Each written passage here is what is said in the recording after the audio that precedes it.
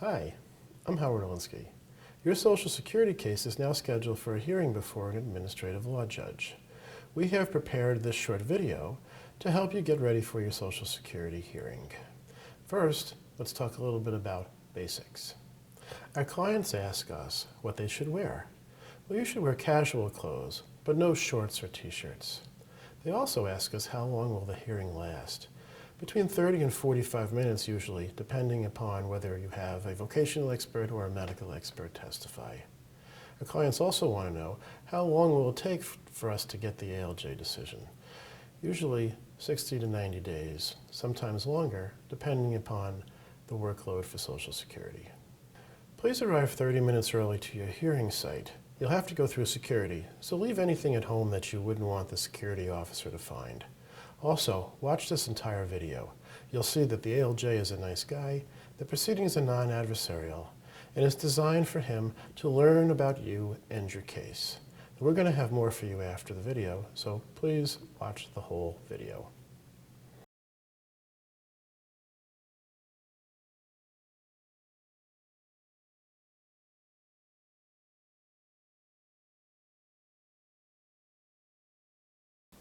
Good morning. Are you Mr. Ken Brandt?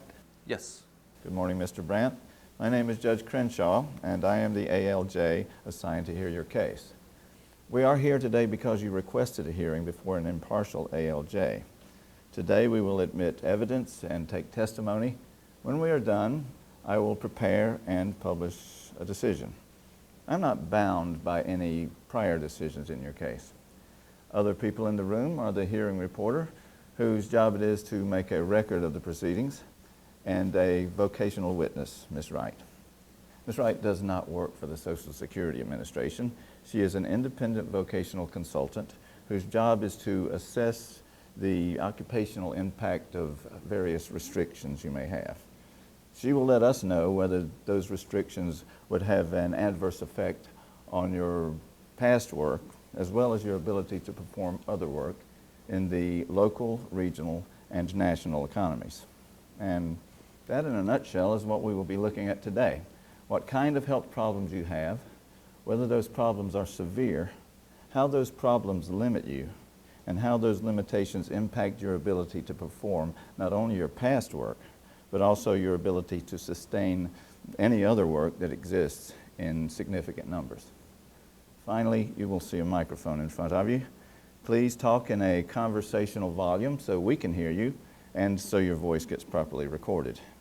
If you mumble or talk low, we may have to come back and do this all over. Finally, the microphone cannot pick up motion. If you point to something and say, "This hurts," whoever listens to the tape will not know what you mean. Does that make sense? Yes, sir. Good. Any objections to the exhibits of record? The ALJ is asking the attorney about any objections as to the proposed evidence. The hearing officer will produce a CD of your proof. You can ask your attorney for a copy. Most of the evidence is almost always going to be admissible. Many objections go to the weight of the evidence, not to its admissibility. One area that is always objectionable is other people's proof in your file. If there's a medical record on someone else, that is objectionable, and the offending material is stricken. Okay, show the proposed exhibits 1A through 30F admitted. Is there anything outstanding? Do we need to keep the record open? The ALJ needs to know if you have outstanding requests for medical reports, records, assessments, and so forth. This is fairly common. Most ALJs will allow a few weeks after the hearing to secure final proof. Yes, sir. I have one request from a treating medical provider. 10 days, sir. Show the record open for 10 days after the conclusion of testimony. Counsel, any problem with your client taking an oath? No, sir. Mr. Brandt, please raise your right hand. Do you hereby swear or affirm to tell the truth, the whole truth? Yes. Okay. Some ALJs like the attorney to give a brief opening statement that summarizes the medical proof and gives the ALJ literally a how and why the case should be paid. Your attorney can tell you if your ALJ requires this type of opening. Yes, sir, I would. I'll be brief, Your Honor. First thing I'd like to point out is that my client has rock-solid earnings for the last 20 years. I think that speaks volumes about his work ethic, the implication being if he could work, he would, because it's what he's done all his life. By way of objective medical proof, sir, this man's had 2 spinal surgeries. You'll find that the first op note was 9/22/08. It's in Exhibit 6F, page 2, sir. That was a fusion. The fusion actually failed, Your Honor, and he went on to have a second spinal surgery, that date being 4/3/09, and you will find that in Exhibit 12F, page 8, Your Honor. I think the objective evidence in this case is compelling, sir.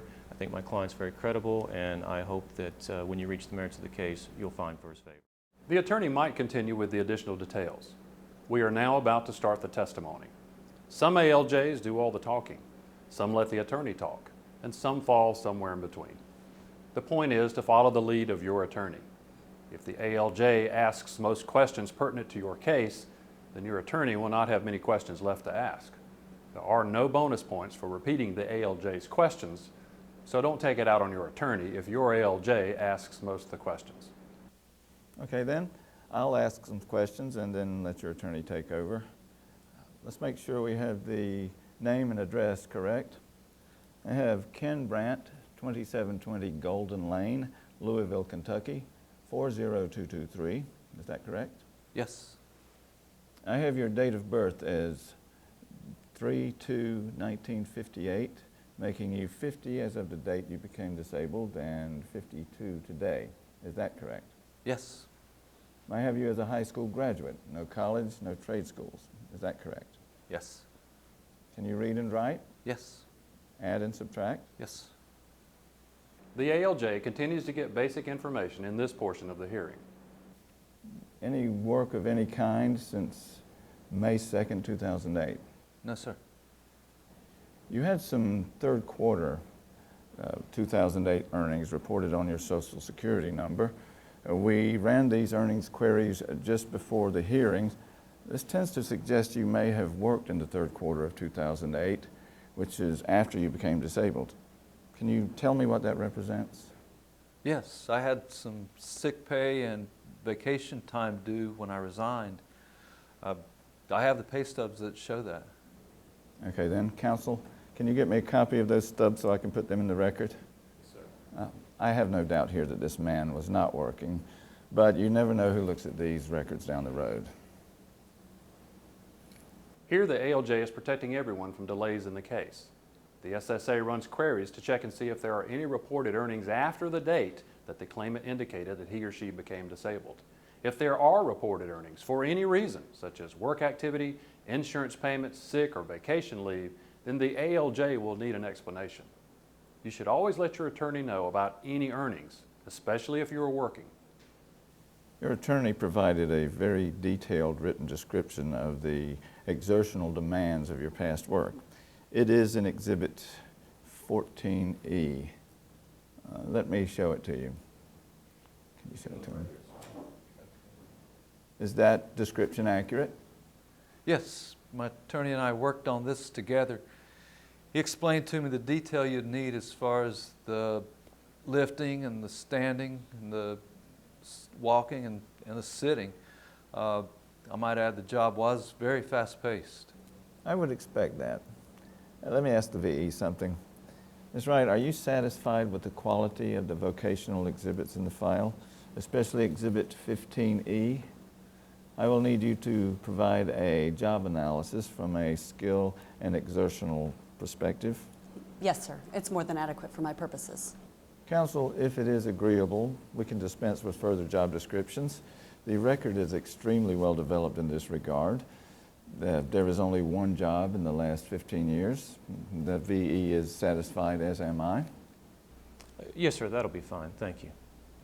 Okay, Mr. Brandt, I'm going to let your attorney take over and examine you as to what is wrong with you and how that makes you disabled under the SSA rules.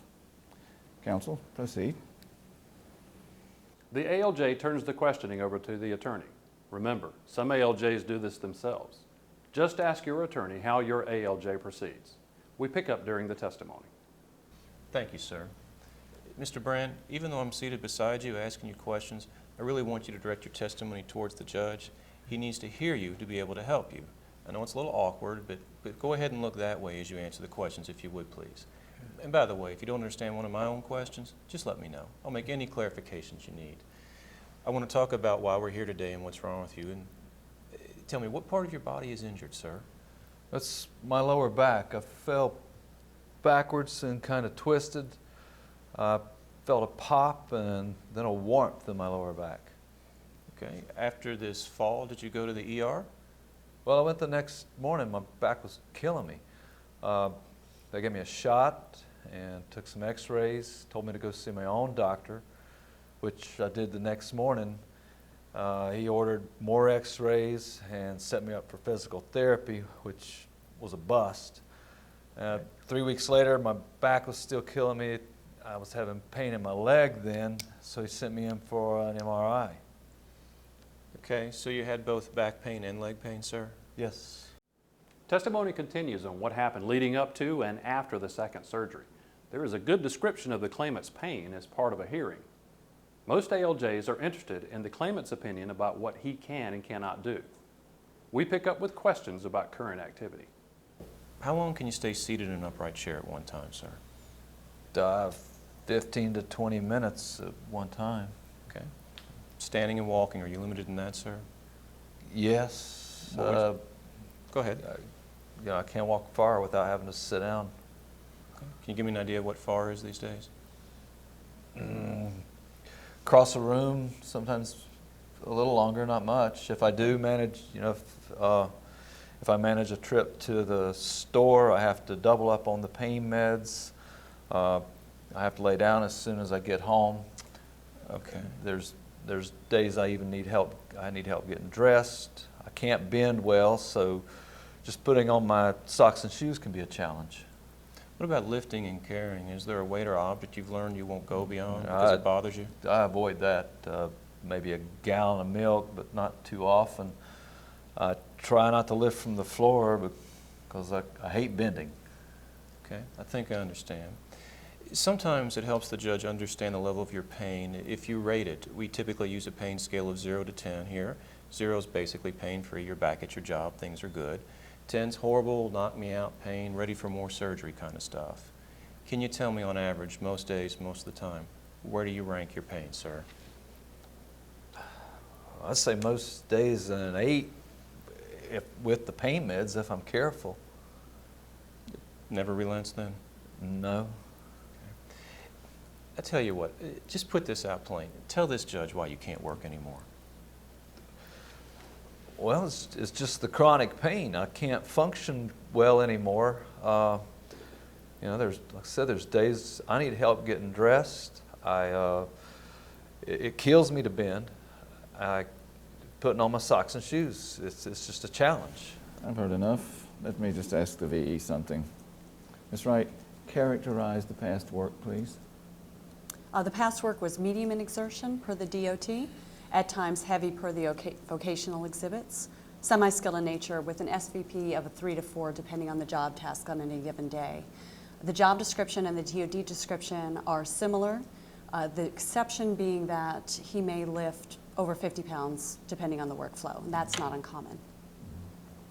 Here the VE characterizes the past work in terms of its physical exertion and the skill required to do the work.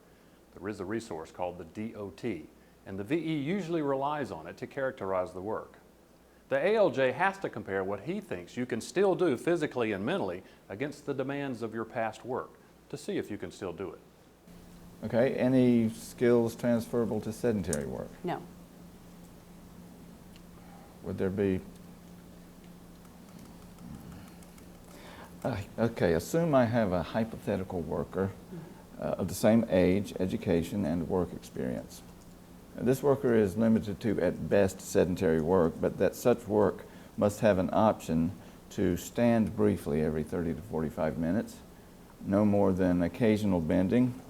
The worker must have a cane available to him. Could he do his past work? No. Would there be any light exertional work? No. Okay. If I accept his self-described functional limitations to include the incidence of pain as he relates it, his postural limits on sitting, standing, and walking, would there be any work he could perform in the national economy? No, he cannot maintain posture long enough, and he would experience frequent lapses in concentration on job tasks, either of which precludes all work. Okay, there are some state assessments that include 3F and 9F. If I find those credible and controlling, could he do his past work? No. Any light work? Yes, a limited range of light work. Up until this question, things were going very well. The VE kept saying no jobs. With this question, the VE found certain jobs. What happened was the ALJ asked the VE about some other medical opinions and proof in the record. In this case, the proof was medical evidence from non-treating, non-examining physicians employed by state agencies. Now, these are called state agency assessments, and they show up in just about every case. The SSA has contracts with each state, and employees of those state agencies end up making the lower level medical determinations in most cases. Here, the ALJ is showing that he is aware of those assessments and that he will factor them into his decision. The ALJ has to show that he is aware of the medical opinion proof in the record, no matter what its source. For example, if the SSA sent you out for an exam, there would be a report, and the ALJ would create a question from it, or at least comment upon it in his final decision. Okay. There was considerable medical evidence admitted after the last state agency assessment, and it is quite compelling. Further, I find this man credible. All in all, I find there is sufficient evidence to allow me to determine a more appropriate and more limited RFC for this man. The way this hearing has gone, there's no need for the attorney to cross-examine the VE. In many other cases, the VE will identify certain jobs. Your attorney can then ask the VE specific questions about those jobs. I have all I need. Thank you for coming in today. I will try to get a decision published as soon as possible.